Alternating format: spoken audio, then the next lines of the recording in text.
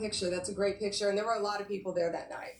I was going to ask you if you received advice, instruction, or request from anyone at the White House to direct the department to engage in any investigations, prosecutorial actions, including decisions not to investigate or prosecute anyone. I'm not going to discuss any conversations. But then how about the Truth Social post on September 20th, 2025, in which the president said, "We can't delay any longer, Pam," using your name, "not bringing criminal charges are killing our reputation," his words, "and credibility."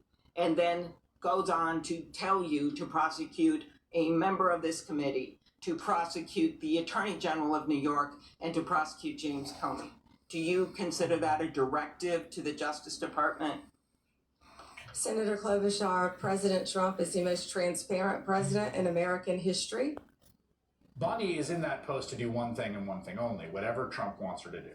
She's not here to answer to anyone else, least of all the American people and their elected officials, as California Senator Adam Schiff pointed out in another testy exchange.